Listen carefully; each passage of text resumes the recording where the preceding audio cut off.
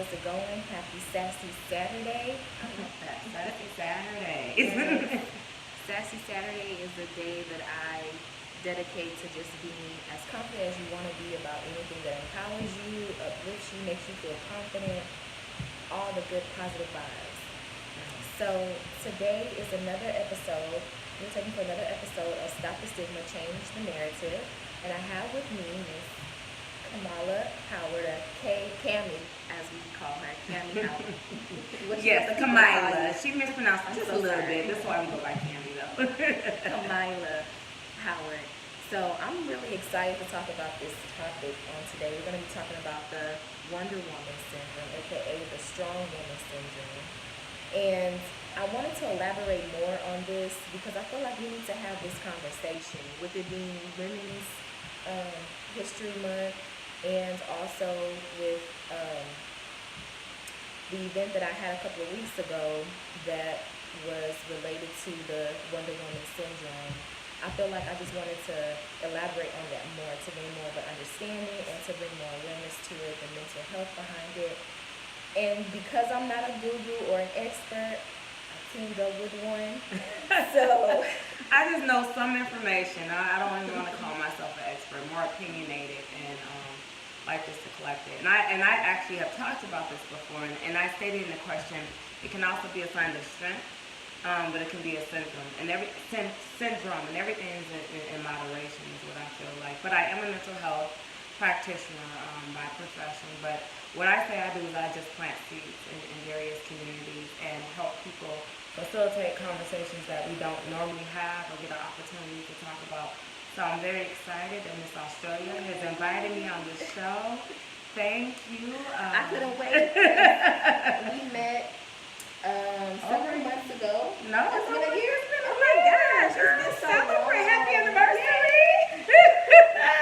This is my soul sister right here. Yes, we met at a meeting and we just kind of kept in contact with each other.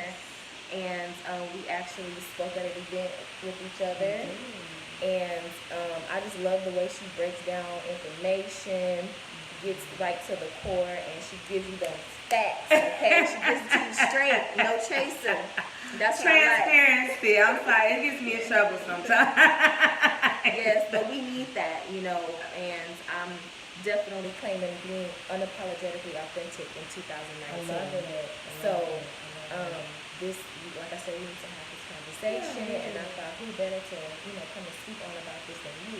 Thank you. And I'm going to give a pitch. My company is called We're Divine Consulting.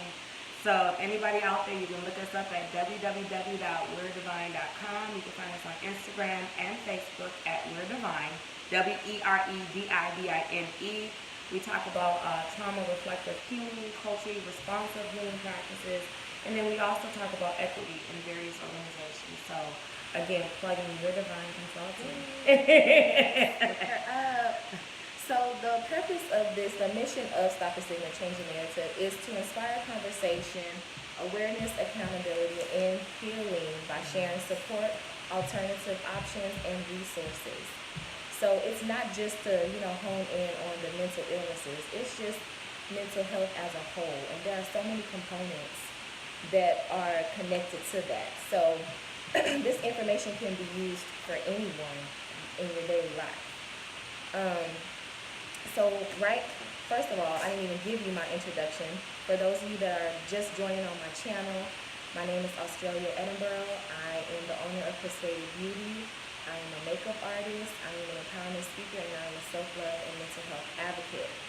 So I'm doing something new on today with coming on my YouTube platform and being more active on that to bring you this information so that you can always refer back to it, share it, like it, whatever have you. So right now, there's 1 in every 5 individuals that is suffering in silence from a mental illness or mental condition, and the stigma that is placed around that is the very reason why they don't get the help that they need. So again, we want to break against those barriers of talking about, uncomfortable conversations such as this or controversial topics to bring awareness and bring that to the light. I want to add, and we'll probably talk about that later, but I think along with stigmatism is receiving help. And a lot of people think receiving help is a negative thing. And actually, receiving help is a positive thing. We get so stuck on the terminology of mental health and mental disorders, and everybody needs additional support. Somebody to talk to, somebody to process things that they've experienced, that they've suppressed for so long. And so that's when it turns into a mental illness. When you have unresolved adversities or traumas, and you stuck it way down in there, and you start to repress some of those emotions, and it's going to show up somewhere, whether in your body or in your mind. Yes, that's so true. And for those of you that have been, along with me on my journey, I've shared my story with you guys of dealing with depression and being suicidal several years ago. And, I'm actually publicly, bringing that to the forefront. And I get asked all the time, like, don't you feel weird, or are you concerned about what people are going to say? And it's just like, no, I'm not. I won't ever allow anyone to make me feel inferior about a traumatic experience that I learned how to build from. And I think it takes a lot of courage to do that. And the power in your courageousness is that if somebody's struggling and they hear your story and your strength to be vulnerable and courageous and tell it, you don't know the change that's going to make in somebody else. So never being afraid to share your story with intent. I always say disclose with intent, okay? Right. But for those of you that are out there and you can relate to this story, it doesn't mean that you have to share that if you don't want to, because that's a moment in your life. But for those of you who do, you are helping someone else believe in themselves and recognize the power within themselves to get help and to have healing and to be better than when they were before. Healthy inside and out. Yes. All right, so let's just go ahead and get into it. Again, we're talking about the Wonder Woman syndrome, okay, aka the Strong Woman syndrome. Now, what are some of the symptoms of that? The symptoms are you need to be right all the time. These are my symptoms that I've found, where you always need to be right, always have to be in control, you're a perfectionist, you overwork yourself, you don't like to ask for help, you never take time to just take credit for the accomplishments that you've done before you move on, and just aggressive. You can be aggressive in your communication, the way you love on people, the way you respond to certain situations. This all has to do with having that Wonder Woman syndrome. And I can admit that I've had the Wonder Woman syndrome. It hurts a little bit to smile. I just had my wisdom teeth. I'm so proud that she's here. I was so concerned. I'm like, you're going to be here 2 days after your wisdom teeth, but she's glowing. Thank you. Glowing, sis. Thank you. So, excuse me, that's what the swelling is on my face, and if you see me, talk a little weird, that's what that is. But I'm here. So, Tammy, I want to know, what do you think? What is your perception of the Wonder Woman? Yeah. So I'm gonna piggyback what you just said. Everything's in moderation, and so with some of the symptoms, like you said, of perfectionism and aggressivism, does that consume who you are? Does that become a part of the day-to-day ways that you're interacting with others? That's when it starts to become a syndrome. Does it impact your ability to build healthy relationships or engage in healthy conversations or do your job effectively? So that's the difference when it becomes personality, day-to-day kind of ways I'm interacting, to a syndrome. A syndrome really is something that impacts my ability to thrive and interact and do my day-to-day living effectively, right? So that's the difference that makes a difference. I want to step back a minute before I start to label it as a syndrome and just say, especially with all women, but in particular with Black women, there's a history of strength in our community, and that comes from slavery. And the reason why I want to bring that back, and everybody's like, oh, here she goes again with the slavery, but it's been embedded. It's been embedded in us from the beginning, and it was because in the slavery times, the Black woman is the one that protected the family. The master, the white individual that held the power, would directly conversate with the woman. If you notice those times, he's conversating with the woman. The man, then, if he spoke anything that released from his tongue, he could be punished in a way of death, He could be punished in a way of demasculating who he was. So the black man was really demasculated from the beginning.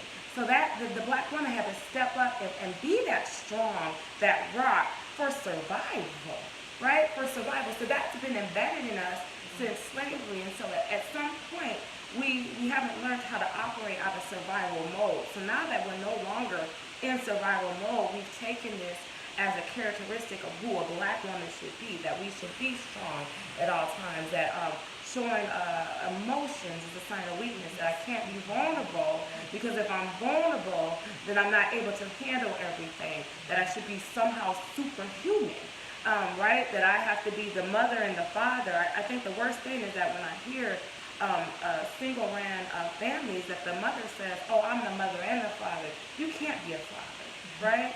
You are, there's no way that you can take the place of a man, and neither should you desire to do those kind of things.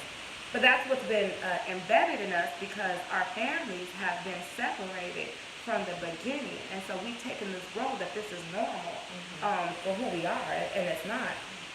And some of the other things is that mindset that we should just get over it. I can think about some of the African American families that I've worked with, and there's been a lot of trauma, sexual trauma that's been passed down generation after generation, and you are taught just to sweep it under the rug, to normalize it or minimize the impact that this happened to me. If it happened to you, you just move through it. We don't talk about it. We don't process it. We just internalize it, and that's how we've been taught to deal with things. And they always say, what stays in this house? What stays in this What house? happens in this house stays in this house. And I don't agree with that.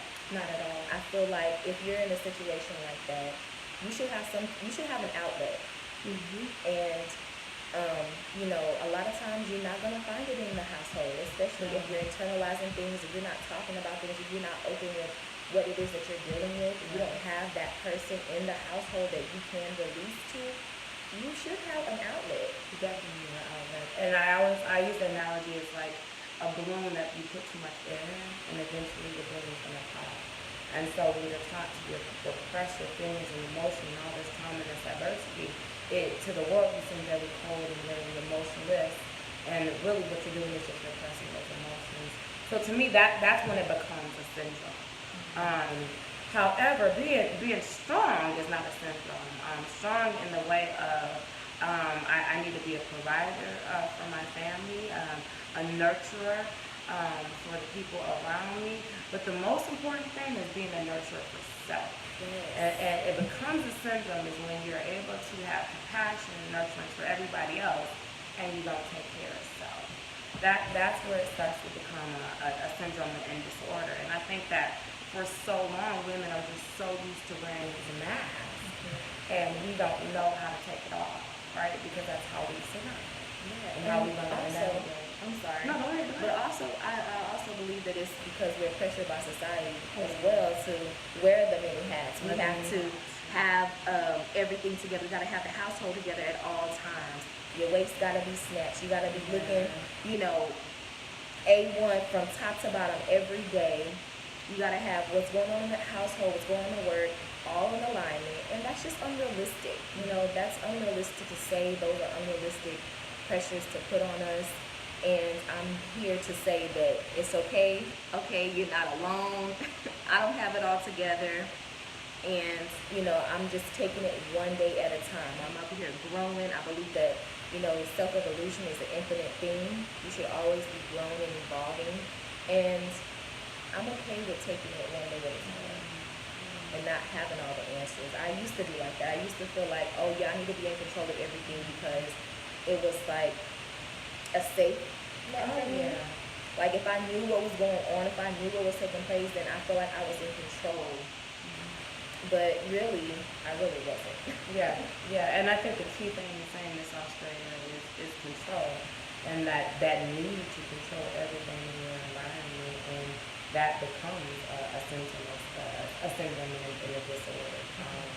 And I, for me, when I was stuck in that kind of strong woman syndrome, it was like crying. It was like taboo. Like if I did, it was behind doors, and then even when I did, I had to say, okay, Kim, you can't be crying. right? Because that was a sign of weakness. And when I turned 30, I started crying about everything. I'm sad, and you know what? I'm sad, and these are the emotions that are natural and normal, Right. and actually should be acceptable. Right. I wanted to add one more thing about kind of what society says with us when we're competing with the male gender. That brings a lot of syndrome type symptoms is because we're already labeled as very emotional. So we show more emotions. They think that we're out of control, Right. and that's naturally who we are. And so society's kind of Stigmatism of showing emotions being a weakness.